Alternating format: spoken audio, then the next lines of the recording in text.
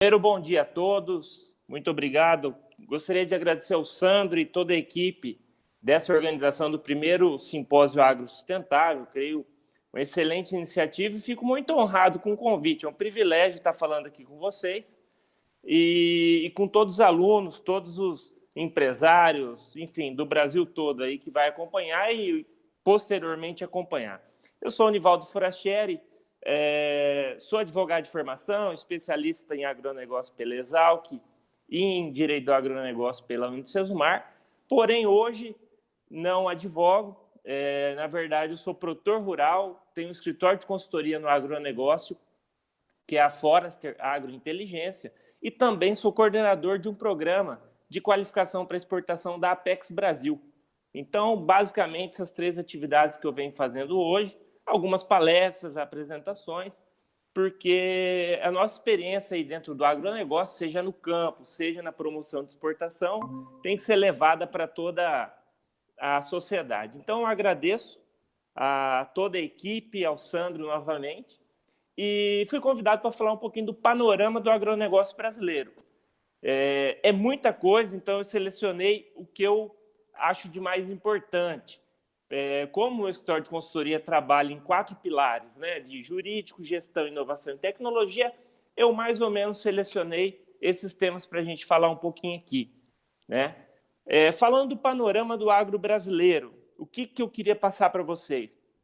O Brasil ele é reconhecido internacionalmente por sua vocação agrícola.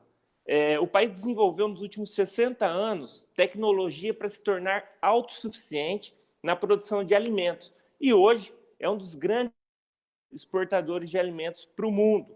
Quer dizer, o agronegócio brasileiro ele traz paz mundial. Só parafraseando um pouquinho aí o nosso grande ministro, para sempre ministro Roberto Rodrigues, o agro é paz. Por que ele é paz? Porque ele traz alimento, ele traz paz para o mundo. O Brasil ele só não é autossuficiente no trigo, ainda. Já tem um trabalho da Embrapa no Mato Piba, que é aquela região que compreende Maranhão, Tocantins, Bahia e Piauí, principalmente no Piauí, para trigo de sequeiro. Então, provavelmente, num curto período de tempo, o Brasil vai se tornar também autossuficiente em trigo. Hoje é mais barato, inclusive, importar do que mesmo produzir aqui. Mas eu tenho toda certeza que com a força da Embrapa, essa realidade vai mudar. A Embrapa sempre presente aí no nosso meio rural, no nosso meio agrícola. Falando um pouquinho mais nessa introdução do panorama, o Brasil produz e exporta carnes, frutas, biscoitos, chocolates, vinho, cachaça, café especial, laticínios, orgânicos, castanhas, enfim. O Brasil ele é inovador e muito sustentável. Vou mostrar para vocês aqui como o país é muito sustentável. Enfim, só as carnes brasileiras chegam a mais de 130 países. Então, é a força do Brasil no mundo. Mas eu também vou mostrar para vocês que a gente tem muito a ganhar, a galgar um ranking melhor nas exportações.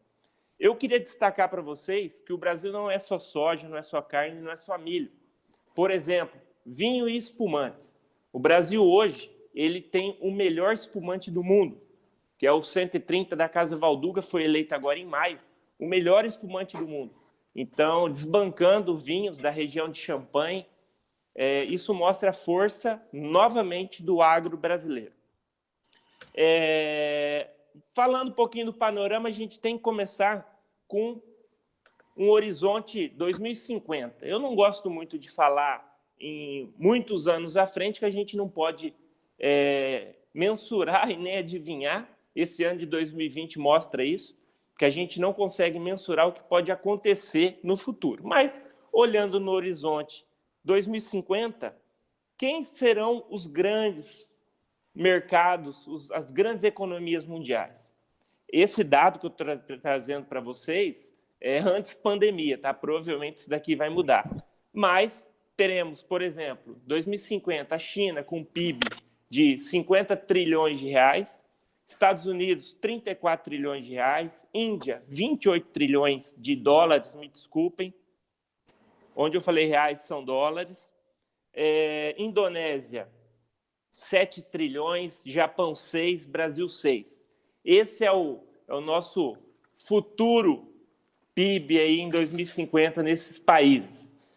Vamos falar dos principais parceiros brasileiros, né? Quem são os principais parceiros brasileiros? China, Estados Unidos, Países Baixos e Argentina hoje, mas provavelmente até 2050 a Índia entra como grande player aí, comprador de alimentos mundial. Então nós podemos olhar uma faixa desses PIBs, como por exemplo, China, 50 trilhões de dólares, Índia, 28 trilhões de dólares, Estados Unidos, 34 trilhões de dólares. São os nossos e serão os nossos principais parceiros comerciais. Isso mostra que o Brasil tem um grande futuro pela frente. Se fizer o dever de casa, com toda certeza o Brasil vai ser o principal fornecedor de alimentos do mundo, consequentemente trazendo riqueza, trazendo divisa para o país. Até 2050, o mundo, aí, segundo a FAO, tem que aumentar em 70% a produção de alimentos, quase dobrar a produção de alimentos. E quem tem terra agricultável, aptidão agrícola para tudo isso, é o Brasil. O Brasil, nesse aumento de 70% do mundo até 2050, em produção de alimentos, o Brasil, com toda certeza, vai participar de 50% desse aumento de demanda, de oferta, de alimentos. Então, isso mostra que realmente o Brasil ele é uma potência agrícola e vai se tornar ainda mais importante no mercado internacional. Hoje, só para trazer falando em panorama para vocês, o Brasil é o primeiro produtor de laranja, maior exportador de suco de laranja, é o primeiro produtor de cana-de-açúcar, maior exportador de açúcar. Ele é o segundo na produção de frango, já está quase aí galgando a primeira colocação, e é o primeiro exportador de frango. O Brasil, hoje, em 2020, tem um recorde a comemorar, é o primeiro, passou os Estados Unidos como o maior produtor de soja e o maior exportador de soja.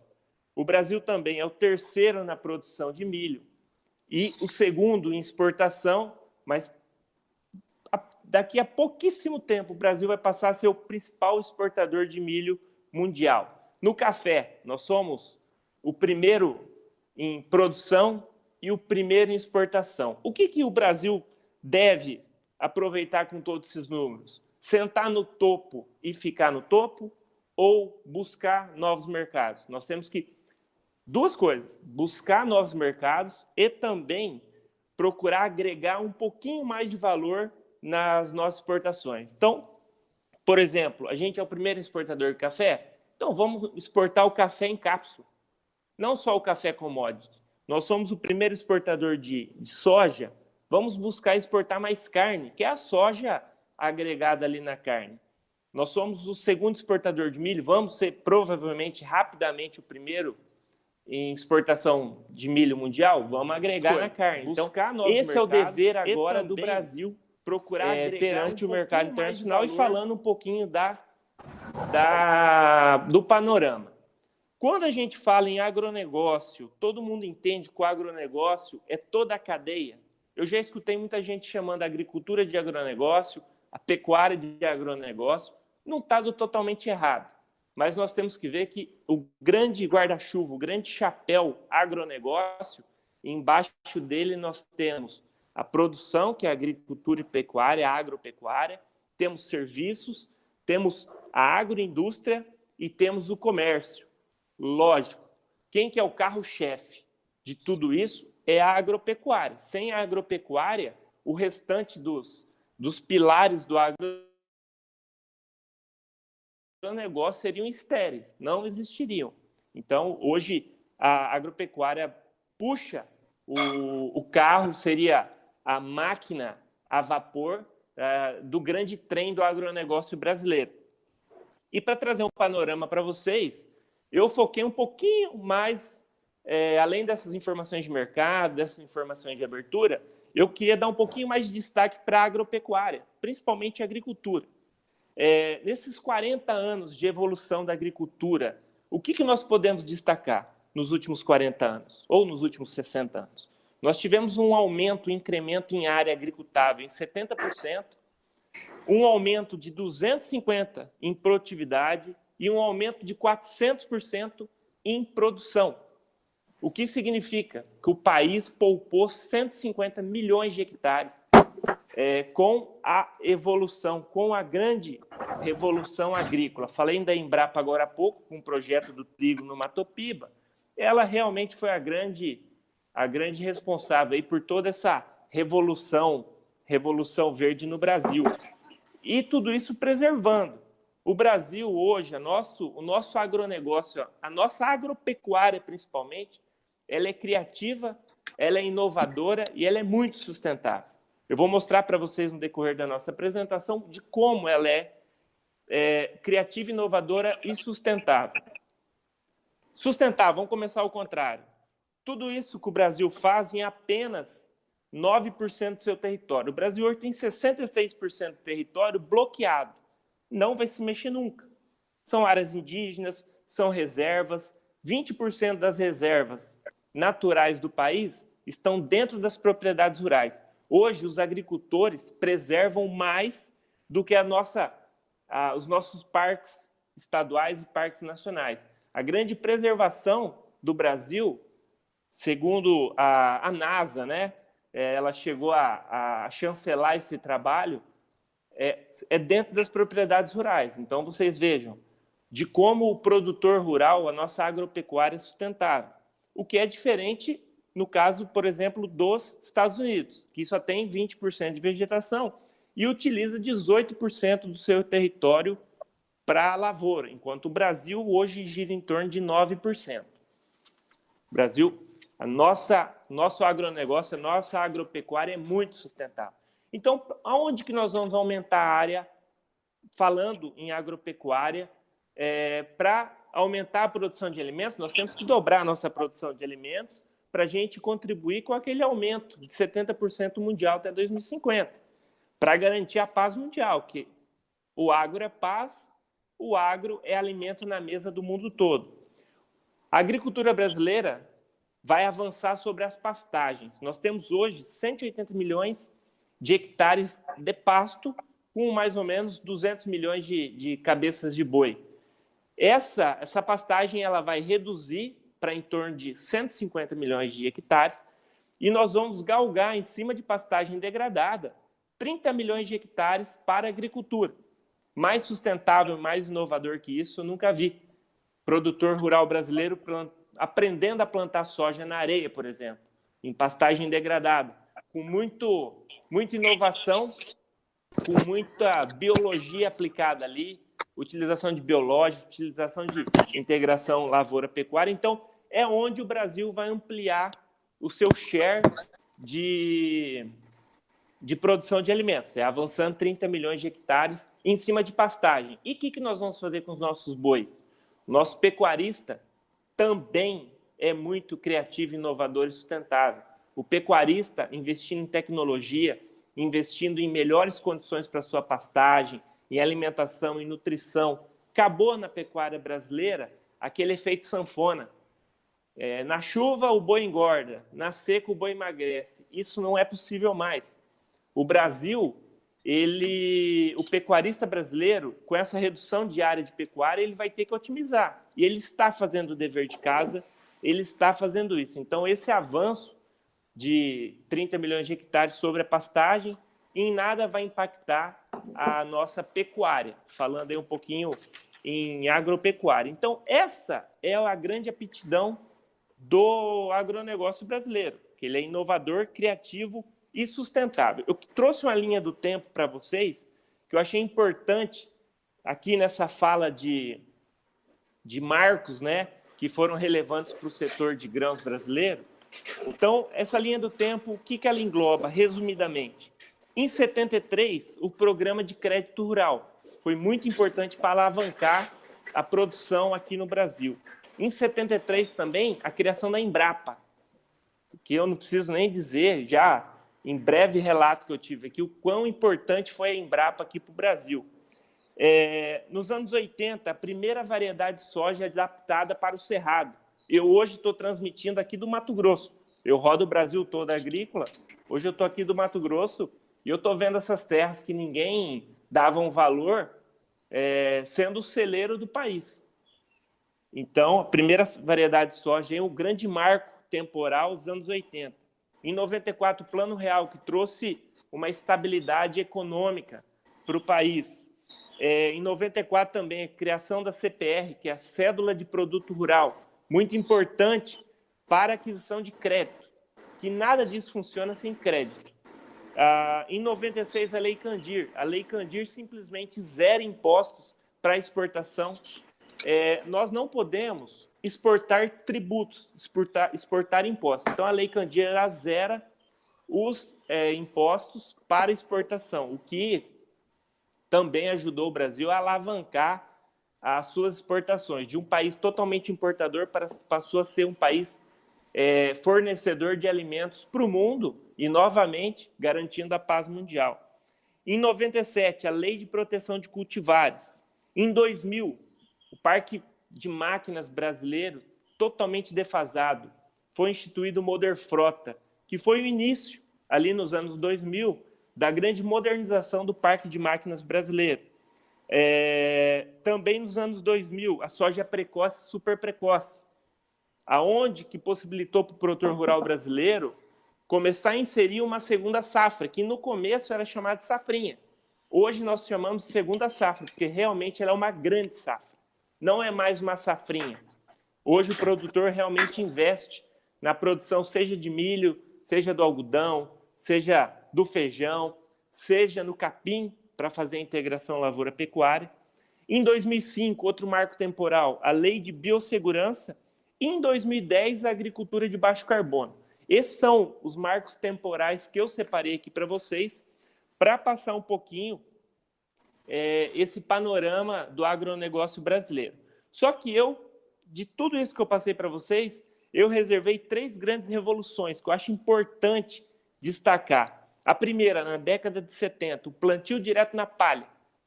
O plantio direto na palha, eu moro, né, no Paraná, numa região de terra roxa, aquele latossolo vermelho, onde convivia com erosões, assoreamentos de rio, e foi onde começou o plantio direto na palha no Brasil, ali na região de Cambé.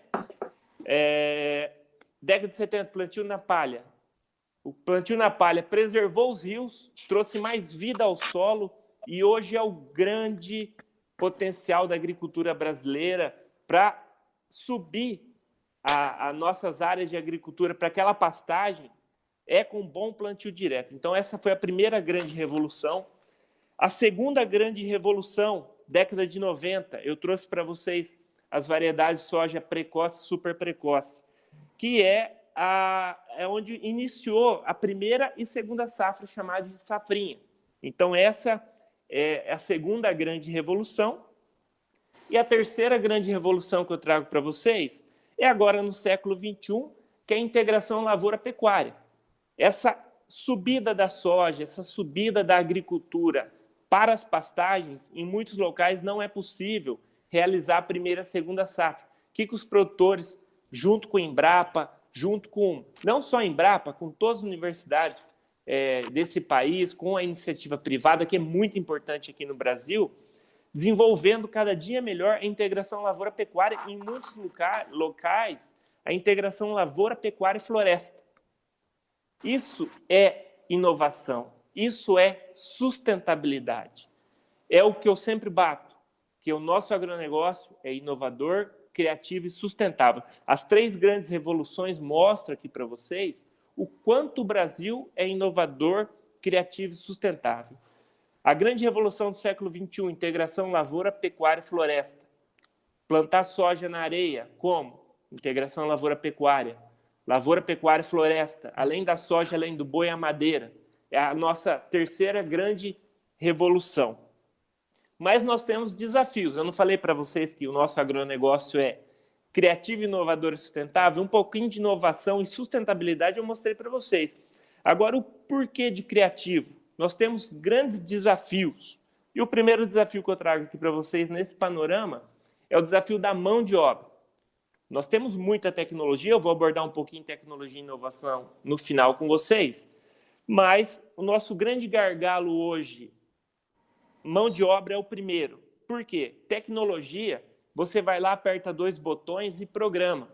Com essa pandemia toda, a tecnologia está se mostrando que a gente consegue falar até para mais pessoas do que antes. Eu estou aqui falando para centenas de pessoas, o que, de repente, eu não conseguiria por falta de espaço e pela logística. Então, tecnologia você programa. Pessoas têm que ser desenvolvidas. Esse é o grande gargalo que eu vejo aí, o primeiro grande gargalo dentro do agronegócio que deve ser melhorado. Gestão de pessoas, trabalho em equipe, inteligência emocional, capacidade de decisão, negociação e orientação. Então, nós temos que desenvolver as pessoas. Então, o nosso primeiro ponto crítico, onde o produtor tem que ter uma criatividade, é na gestão de pessoas.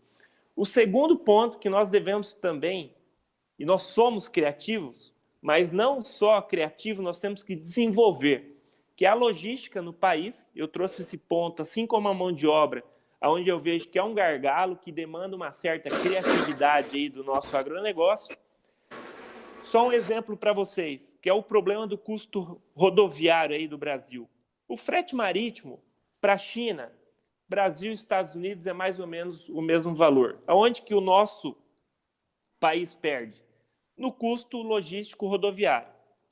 Por exemplo, a Argentina gasta em torno de $40 tonelada de custo rodoviário total interno. Estados Unidos, $20. O Brasil, $90 a tonelada. Então, é o grande gargalo hoje, é onde o produtor, nosso agronegócio como todo, está sendo muito criativo. A gente tem algumas melhores, como a conclusão, depois de 40 anos da BR-163, hoje nós temos projetos aí de linha de trem acompanhando a BR-163 para levar essa produção do Centro-Oeste, que é onde eu estou aqui hoje, para o Arco Norte, que é para onde a produção aqui do centro do Brasil deve ir. Não tem que descer para Paranaguá, para Santos, nem para São Francisco, para lugar nenhum. Tem que ir para o Arco Norte, que é onde a gente vai ter o grande desenvolvimento portuário brasileiro, tem que ser no norte do país, que vai aproximar o Brasil dos seus principais clientes. Falando um pouquinho da criatividade brasileira, também separei para vocês um pouquinho, para falar um pouquinho sobre gestão. O produtor brasileiro, como eu já mostrei nos dados agora há pouco, o produtor brasileiro ele galgou produtividade, galgou produção por hectare, século XXI, produzindo soja, produzindo milho, produzindo carne no mesmo hectare de solo. Então, a parte de tecnologia e inovação no campo, na agronomia, dentro da porteira, está resolvido, lógico, está resolvido, mas nós temos que, cada vez mais, melhorar o desenvolvimento de melhores recursos. Onde que o brasileiro, o nosso produtor rural, o nosso pecuarista, o nosso agronegócio peca? Vem pecando, excluindo grandes grupos do país, na eficiência de gestão. Uma pesquisa no nosso escritório, feita com alguns médios e pequenos produtores, como eu falei para vocês, grandes grupos têm uma eficiência de gestão exemplar, inclusive, para os pequenos e médios. 20% hoje dos agricultores pesquisados, eles têm uma gestão profissionalizada. 80% ainda tem um longo caminho a percorrer. Eu rodo muito o Brasil. Então, o Brasil ele é um continente. Eu vejo no país várias ilhas de gestão. Então, vou dar um exemplo para todos vocês. Onde que eu vejo, Nivaldo, a melhor gestão nos produtores? No lugar mais inóspito do Brasil, com um pouquinho mais de problema climático, que é o Mato Piba. Hoje eu vejo o Mato Piba, os produtores, um passo à frente em termos de gestão profissional. O Centro-Oeste brasileiro também tem uma gestão boa, mas pela questão climática ser um pouquinho mais regular do que o Mato Piba, essa gestão ela já fica um passo atrás da gestão do produtor do Mato Piba, E o sul do país, por termos produtores menores, cooperativas, que normalmente dão suporte para esse produtor, é onde o produtor tem menos gestão profissional. Então, só para vocês entenderem como se comporta a questão da gestão no país. Onde que eu vejo os pontos de melhoria de gestão para os produtores? Como eu falei, 20% são profissionais, estão com uma gestão profissionalizada, 80% ainda tem que melhorar. Precisa de um melhor planejamento na produção e comercialização. O produtor rural perde muito dinheiro com comercialização. Gestão de fluxo de caixa. Fluxo de caixa é uma coisa que deve ser trabalhado melhor pelos produtores. Relatórios gerenciais, para onde o dinheiro está escapando e o produtor não está vendo. Capital de giro e um plano de investimento. Muitas vezes o produtor, o pecuarista, e até mesmo a parte de comércio e serviço, compra, faz investimento no impulso, na paixão, isso não deve ser feito mais. Então, tem que ter um plano de investimento, gestão da relação humana. Eu trouxe para vocês que a tecnologia a gente programa, o ser humano a gente tem que desenvolver. Programas de meritocracia e capacitação para esses líderes que o produtor tem em campo. E, finalmente, um plano de sucessão. O produtor, ele ainda não desenvolve não desenvolve sucessores. Já a indústria, é necessário desenvolvimento sucessor. Então, por isso, eu coloquei aqui para vocês que uma das melhoras é o plano de sucessão. Isso deve equilibrar as forças. Então, eu vejo hoje, dentro do agronegócio, 80% das forças, da grande força do produtor rural, do pecuarista, tecnologia, sementes, fertilizantes, defensivos, máquinas e equipamentos. E 20% de suas forças em estratégia, em gestão, em finanças, em pessoas, em comercialização. Um ponto que eu coloco aqui para vocês é a questão jurídica. Com a implementação e a aprovação da nova lei do agro, a questão jurídica também deve ser observada pelo produtor. Nós temos alguns mecanismos novos aí de atração de investimento que, de certa forma, sem uma boa orientação, pode trazer um perigo para o produtor rural. Mas, voltando, está desequilibrada a balança. 80% de força, tecnologia, semente, 20% na gestão. Nós precisamos o quê? Equilibrar essa balança para deixar as forças equilibradas, para o produtor também ter um desenvolvimento de gestão, desenvolvimento humano dentro da sua propriedade, equiparado com a tecnologia e inovação no campo. Alguns cenários onde o produtor o que o produtor tem que fazer para melhorar esse equilíbrio das forças? Planejamento estratégico, uma boa gestão comercial, gestão financeira, gestão de logística e, principalmente, gestão de RH. Eu fiz um adendo aqui, que é a gestão jurídica. A nova lei do agro trouxe 2 mecanismos importantes, que é o patrimônio de afetação e a cédula imobiliária rural. Isso vai melhorar a atração de investimento para o agronegócio, porém, perigoso sem uma boa gestão jurídica. Esses são os pontos que eu coloco para vocês para a gente conseguir equilibrar as forças. Pois bem, caminhando na nossa linha do tempo, aí falando um pouquinho de jurídico, gestão, inovação e tecnologia. O futuro chegou na agricultura, chegou. Startups vem engolindo, vem tendo um rebuliço de startup aí dentro do nosso agronegócio, mas nós devemos ter muito cuidado. Eu faço mentoria de startup e venho acompanhando de perto algumas startups do agronegócio. A grande pegada que hoje a pessoa que deseja entrar no agronegócio através de uma startup, através de uma empresa de tecnologia.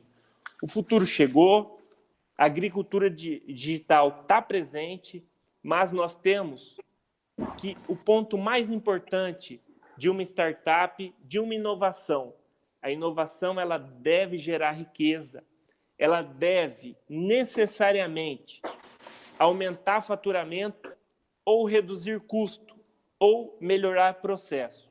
Uma inovação, uma startup, um programa de inovação dentro de uma fazenda, dentro de uma indústria, dentro de um comércio, se ela não gerar riqueza, se ela não melhorar processo, ou se ela não reduzir custo, ela não vai passar de uma invenção. Então, temos que ter muito cuidado. Algumas startups que eu acompanho, assim, não como consultor, mas acompanho como um grande admirador. Elas nasceram a partir de uma necessidade. Tem uma startup, até eu conheço os donos dela, que é a Perfect Flight, que é uma startup que eu admiro muito. Até se o pessoal estiver acompanhando aí, um grande abraço para o Cris, para o Leonardo, para todo o pessoal lá da Perfect Flight. Ela surgiu através de uma necessidade. O pulverizador, o avião, né, que saía para pulverizar as plantações, o produtor ficava olhando, e como que o produtor teria certeza da onde realmente o pulverizador estava passando? E essa startup surgiu simplesmente para dar um relatório para o produtor e também para o aplicador da sua assertividade, da sua eficiência na aplicação. Resumidamente, é isso. Por que eu trouxe o exemplo da Perfect Flight? E tem inúmeras outras startups. Porque ela nasceu a partir de uma necessidade. Ela melhorou processo, ela melhorou faturamento, porque ela reduziu o custo. Ela melhorou a assertividade de aplicação e reduziu o erro. Então, realmente, ela é uma inovação. Muitos alunos aqui me ouvindo, e muita gente embarcando nas startups do agronegócio, e eu deixei isso realmente anotado aqui para vocês, para eu não esquecer de falar que é um ambiente muito próximo. Você lançar uma startup, lançar um projeto de inovação e ele virar uma invenção. A partir do momento que ele vira uma invenção, quando a empresa precisa cortar custo, é o primeiro lugar que a empresa vai cortar custo. Então, lembre sempre disso. Aumentar faturamento, ou reduzir custo, ou melhorar processo. Esse é o grande objetivo da tecnologia, da inovação no agronegócio. O futuro da produção depende dessa integração da inovação, da produtividade sustentável. A gente está falando muito de sustentabilidade hoje aqui. Isso tudo vai trazer boas oportunidades para o agronegócio, para a produção rural. Lembre-se sempre da inovação. Vamos montar um setor de inovação dentro da fazenda? O que eu vou melhorar de processo? O que eu vou de reduzir custo? O que eu vou trazer mais faturamento? Com essas 3 palavras-chave, uma startup nunca vai morrer, se ela conseguir atingir esse objetivo. A gestão 4.0, que é mais ou menos o que a gente tem falado aqui, o líder passa a desempenhar um bom papel. E esse papel é conseguir organizar toda essa massa crítica dentro da propriedade, dentro da indústria, dentro do agronegócio, voltado para agregar competência. Na verdade, o líder, que vamos ter outras palestras de liderança, por isso que eu não vou falar mais nada além disso, o líder ele tem que ser o grande orquestrador disso tudo. Por isso, da importância dessa gestão 4.0, da inovação bem colocada dentro do agronegócio. Para a gente caminhar aí para o final, não sei como que está meu tempo, eu tenho marcado aqui, creio eu que já estou atingindo aí os 30 minutos. Para a gente caminhar para o final, eu trouxe para vocês alguns dados, e eu acho muito importante trazer isso dentro de um panorama. Então, nós falamos um pouquinho aí da parte jurídica, falamos um pouquinho de gestão, trouxe vários números para vocês novos aí do Brasil, do agronegócio brasileiro, mas eu queria destacar a força do agronegócio brasileiro no mundo e o quanto a gente pode melhorar. Eu coordeno um programa de qualificação para exportação da Agência Brasileira de Promoção de Exportação e Atração de Investimento, que é responsável pela marca Brasil, que é a agência responsável por colocar o Brasil no mundo. Falando do agronegócio e do panorama, que é o título da nossa palestra aqui hoje. Nesse primeiro semestre de 2020, o Brasil somou 21 bilhões em exportação de dólares, apesar da crise. E o principal país parceiro que puxou essas exportações foi a China. Só para a China, nesse primeiro trimestre desse ano 2020, foram 7,2 bilhões de dólares exportados, representando um total de 34% em nossas exportações. De 100% que a gente exporta para o mundo, a China é responsável hoje por 30% da compra. Na soja, de 100% que a gente exporta para o mundo, a China é responsável por importar 80% da nossa soja. Então, a China é um grande parceiro, assim como Estados Unidos, Argentina e os Países Baixos. A Índia ainda não entrou, mas vai entrar como próximo grande parceiro brasileiro. O que eu queria destacar para vocês, o Brasil hoje, ele atende 170 mercados internacionais. Só no último ano, 2019, 2020, o Brasil, com o trabalho do MAPA, ele fez uma abertura de 65 novos mercados, sendo 30 somente em 2020. Isso eu vejo na seara de promoção de exportação do comércio exterior, a principal, não barreira, mas a principal oportunidade brasileira. A China é um grande parceiro, Estados Unidos é um grande parceiro, a Argentina é um grande parceiro, os Países Baixos, Europa, mas nós temos que pulverizar ainda mais as nossas exportações. Eu trouxe um dado aqui para vocês, porque estamos falando de panorama, o ranking das exportações brasileiras. Soja, petróleo, minério de ferro, celulose, milho, carne bovina, frango, farelo de soja e café. Os principais destinos das nossas exportações. Como eu falei, China, Estados Unidos, Países Baixos, Argentina, Japão, Chile, México, Alemanha, Espanha e Coreia do Sul. Precisamos ampliar esses mercados. E já está sendo feito um trabalho de ampliação de mercado brasileiro. Hoje, o Brasil representa no mundo, um dado de 2019, como o 27º no ranking mundial de exportações. Quando a gente fala em comércio internacional, não é só importação, é o giro, importação e exportação. Não tem problema nenhum o Brasil aumentar, com os acordos bilaterais, aumentar as suas importações. Consequentemente, com toda certeza, aumentaremos ainda mais as nossas exportações e também a nossa carteira de clientes. Então, a China é o principal país que realiza comércio internacional, seguido pelos Estados Unidos. Terceiro, a Alemanha. Japão, pequenininho, é o quarto. Coreia do Sul, pequenininho, é o quinto. Holanda, pequenininho, sexto. O Brasil está só em 27º. O MAPA tem feito um trabalho muito importante para aumentar a competitividade brasileira fora e também para abertura de mercado. Hoje, o principal trabalho do agronegócio brasileiro é ampliar mercado. Eu trouxe alguns exemplos, creio eu já está estourando o meu tempo, professor, mas rapidamente. Trouxe alguns exemplos desse ano de 2020, o que o Brasil abriu de mercado. Por exemplo, Estados Unidos. O Brasil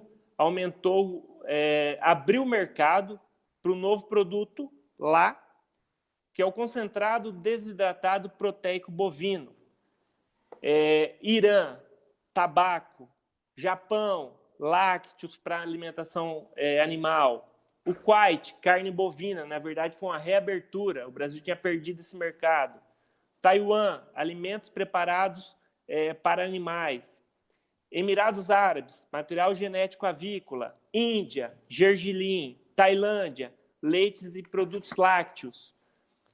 Austrália, produtos lácteos, queijos. Esses são alguns exemplos da abertura de mercado brasileiro. 2019, México, couro, pele de animais e arroz beneficiado. Enfim, esses são alguns exemplos de abertura para novos produtos e abertura de novos mercados brasileiros. É aquilo que o Brasil, alinhado com todo o agronegócio dentro da porteira, com toda a eficiência de gestão, com a nossa inovação e tecnologia, a cereja do bolo é ampliar mercado internacional. Finalizando, professor, esse panorama do agronegócio brasileiro, eu trouxe aqui para os alunos desafios do agronegócio, na minha visão, para aí os próximos anos. Criar uma cultura voltada para a inovação é um grande desafio. O agronegócio brasileiro não pode ser inventivo, ele tem que ser inovador, e para ser inovador, volto a repetir, tem que melhorar processo, reduzir custo e aumentar faturamento. Consolidar uma governança e gestão de negócio. Lembra da balança que está desequilibrada? Precisamos equilibrar a gestão aliada à tecnologia, à agronomia, ao campo, 50% de força em cada uma. Definir estratégias, passa pela liderança, definir estratégia, alinhar as equipes. Muitas fazendas, muitas empresas que eu acompanho, as equipes estão desalinhadas. Intensificar ainda mais a automação, a utilização de ferramentas digitais e de tecnologia da informação. Tecnologia da informação também para gestão é muito importante. Potencializar ainda mais a produtividade agrícola e dos profissionais através de capacitação. Vamos lembrar da integração lavoura-pecuária, que vai trazer muito benefício aí no século XXI para o Brasil. É a terceira grande revolução da agropecuária. Estruturar planos de meritocracia, aí a gente volta para a gestão de pessoas. Desenvolver líderes que gerem novos líderes. Isso é muito importante. Às vezes a gente tem um líder, ele vai deixar de ser líder. Ele vai ter que fazer a sucessão. Não só a sucessão familiar, como a sucessão empresarial. Então, nós temos que desenvolver líderes que gerem novos líderes. E, por fim, nosso grande desafio, ampliar e aumentar os mercados internacionais para os produtos brasileiros. Lembrando que o agro é paz, porque o agro traz alimento para o mundo, e um mundo sem fome, nunca mais haverá um problema de guerra. Então, nós teremos... O Brasil é o grande responsável pela paz mundial. Professor, eu acho que era esse o meu recado. Creio eu, estou olhando aqui no meu cronômetro, ter ficado dentro do tempo. Desculpa falar um pouco rápido, mas eram muitas informações que eu queria trazer para o pessoal. E estou aberto para as perguntas.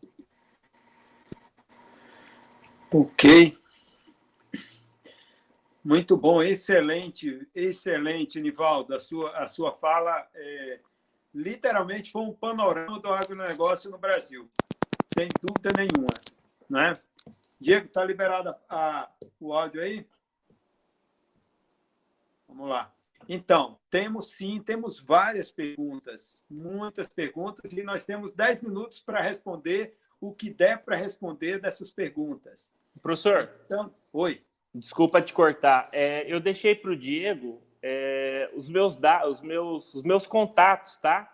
Então, lá tem meu e-mail, Instagram, tem o site da Forester, que é o meu escritório de consultoria, tem o Instagram da Forester. Então, aquilo que a gente não conseguir responder aqui, ou que eu também não souber, eu vou falar, o pessoal pode mandar o e-mail para lá.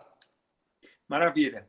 Então, vamos lá para as perguntas. Eu acho que o que eu estou achando muito interessante é que nós tivemos uma palestra do Beto Veríssimo, a sua veio numa visão empresarial, que eu acho que é complementar tudo que vem sendo dito, e a próxima, que vem falar do empreendedorismo sustentável, vem como complemento disso também que você está falando. Ou seja, a gente tem uma manhã literalmente sistêmica. Do agro aí vai se mostrar da melhor forma possível para os nossos participantes. Gustavo Alain Siniscauti, acho que é.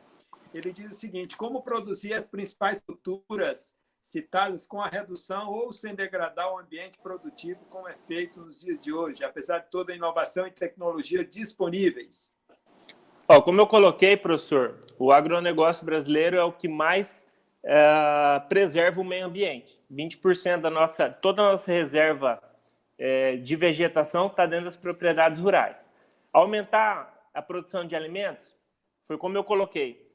Nós temos 180 milhões de hectares de pasto, muitos deles degradados. Eu estou aqui na região oeste do Mato Grosso, Tangará da Serra, a soja está caminhando para a região de Cáceres, para aquela região extremamente pecuarista, avançando sobre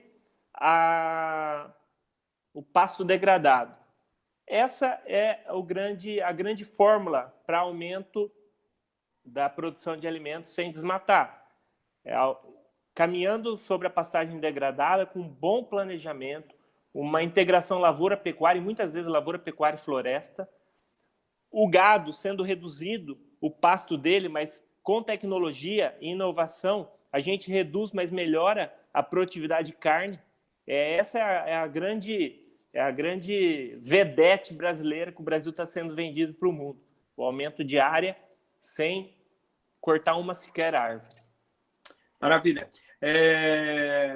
Antônio Alberto Rocha, no cenário pós-pandemia, o agronegócio brasileiro pode ter vantagem em relação aos países concorrentes? O agro não para. A exportação de alimentos e o abastecimento brasileiro, o pessoal urbano pode perceber que não parou. Pós-pandemia, como o agro não para, eu não vejo muita mudança antes, durante ou pós-pandemia para o nosso fornecimento de alimentos para o mundo. Durante a pandemia, a China aumentou as importações brasileiras. Então, eu creio que a pandemia, em cima das nossas exportações, em cima da nossa agropecuária, não vai ter muita influência. Onde que eu vejo a pandemia e o pós-pandemia com um pouquinho mais de dificuldade? Na agroindústria. Então, eu estou vendo aí uma redução de consumo de carne bovina, o pessoal saindo da carne bovina, partindo um pouquinho para o frango, saindo do frango e indo para o ovo. Eu vejo a agroindústria brasileira com uma certa dificuldade, a indústria da moda, porque o agro também é roupa, a indústria da moda com certa dificuldade. Então, eu vejo assim, a agropecuária não com tanta dificuldade, a agroindústria um pouquinho mais de dificuldade, mas a nossa sorte é que as exportações estão caminhando, então aquilo que o mercado interno está deixando de consumir, a exportação está mantendo um pouquinho a receita das empresas. Não sei se eu consegui respondê-lo. Com certeza. Eu só acrescentaria que talvez na pandemia a agricultura familiar sofre. Professor, bem colocado. Desculpa, pequena produção. Eu esqueci de falar. Hortifruti, lácteos e o setor de flores, com a pandemia, está sofrendo demais. O pequeno produtor, que normalmente é quem produz, né, a hortifruti, as flores, os lácteos, realmente está passando por um problema sério. Eu anotei e esqueci de falar na palestra. Obrigado, professor. Olha só, eu vou jogar uma perguntinha mais polêmica, mas você tem muita competência para responder com certeza. Igor, ao ter essa visão de que o norte é o futuro do agronegócio brasileiro, isso não acarretaria em uma maior degradação e grilagem de terras? Não, de forma alguma. Nós tivemos a última MP da regularização fundiária, infelizmente ela não foi para frente. Primeiro, o norte está preservado. A agricultura em determinadas regiões do norte do país, ela não pode avançar sobre mais do que 20% da área. Normalmente, essas áreas que já estão abertas no norte do país são áreas de pastagem. Eu tive recentemente na nossa nova fronteira agrícola aí no Tocantins, e eu não vi nenhum pé de cerrado, eu não vi nenhum rio sendo prejudicado pela entrada da agricultura no norte do país. Tenho amigos que plantam soja no Pará e estão plantando soja em cima de área de pastagem, já área de pastagem há mais de 30, 40 anos. Então, eu não vejo isso, o avanço da agricultura sendo o grande desmatador. Temos que avançar sobre pastagem que já está lá consolidada há mais de 30, 40 anos, com integração lavoura-pecuária. Eu tenho amigos que plantam em Roraima, inclusive o plantio em Roraima é o calendário americano, e não foi avançado sobre floresta, sobre mata, e sim sobre pastagem. Bom, essa é uma pergunta mais complexa. A professora Silvia Elaine diz: como está a inovação da agropecuária brasileira frente à produção de carne animal em laboratório, através de cópias de células animais, ou seja, sem matar o animal para comer? Eu tenho visto, até foi uma febre nos Estados Unidos, nós tivemos até o Blairo Maggi, né? Ele estava no restaurante nos Estados Unidos comendo aquela carne de laboratório. Professor, eu não sou xiita de falar que é um mercado que deve ser ignorado. Essa carne fabricada em laboratório, entre aspas, né? Ela tem mercado para tudo. Então, nós temos os consumidores de carne bovina, os bárbaros, que são, né, aquela turma da churrascada, mas nós também temos que atender o público vegano, o público que não esqueci o nome do pessoal que não consome nada oriundo de animal. Temos público para tudo. Então, a gente não pode fechar os olhos e falar que a carne vem do boi. Não. Temos público para carne do laboratório, temos público para carne vegetal, para carne de soja, e eu acho que a gente tem que entrar na onda e aproveitar. Eu estou vendo em cidades grandes muito container, antes da pandemia, um pouco mais, mas muito container para produção de hortifruti. Então, assim, qual que é o problema da gente produzir um hortifruti hidropônico dentro de um container numa grande cidade? Vai estar mais próximo do consumo. Nem por isso vai prejudicar lá o produtor de hortifruti, o pequeno produtor que está lá no seu sítio no interior. Então, assim, a gente tem que aproveitar essas ondas para ampliar mercado. O Brasil tem potencial para atender a todos. Nivaldo, nós temos duas perguntas e eu não queria deixar passar, porque elas são boas. A primeira, eu gostaria que você respondesse em 1 minuto, se possível for. Então, para que dê certo, teria que seguir essas funções: planejar, organizar, dirigir e controlar? Professor, cortou, eu perdi a metade da pergunta. Então, desculpa. A pergunta é de Dínio Carvalho. Então, para que der certo, teria que seguir essas funções: planejar, organizar, dirigir e controlar? Sim. O Brasil, a agricultura, o agronegócio está tendo muita receita. E receita não é sinônimo de lucratividade. Eu tenho um grande amigo, que até eu mandar um abraço para ele, o Eduardo, ele fala, não adianta eu ter receita e produtividade sem lucro. Então, realmente, nós temos que organizar, nós temos que, principalmente, controlar. Hoje, o agronegócio não coloca o preço sobre o produto dele, então nós temos que controlar as nossas despesas para, no final, na última linha, o nosso agro ter lucro. Porque não adianta a gente faturar muito, explodir faturamento, gritar aos 4 cantos do país que estamos tendo X bilhões e somos responsáveis por X bilhões de dólares na nossa economia, se no final o produtor, nosso agronegócio em si não tenha lucro. Então, realmente, temos que organizar e principalmente controlar. Controle hoje é a chave do negócio, mitigar riscos. Então, tem muitas outras perguntas.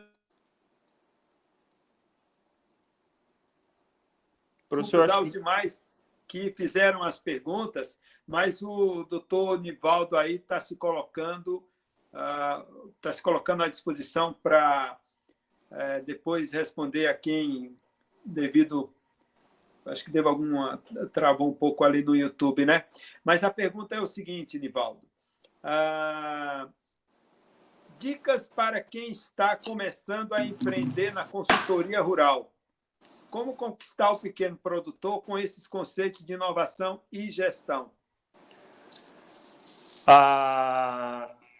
Mostrar aquelas 3 palavras que eu falei que eu acho que é necessário repetir.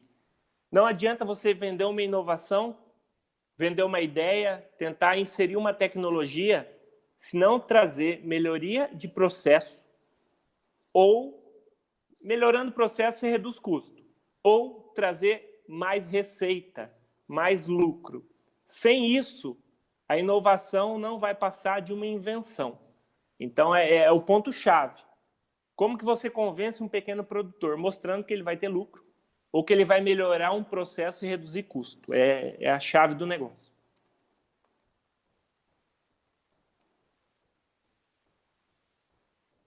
Eu acho que travou aqui para mim, professor.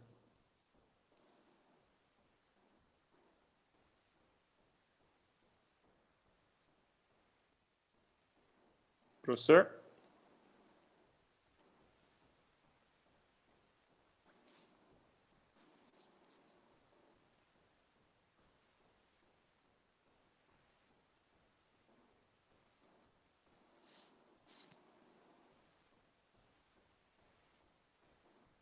Não sei se eu estou online, meu professor Sandro caiu, ele tá para retornar aqui.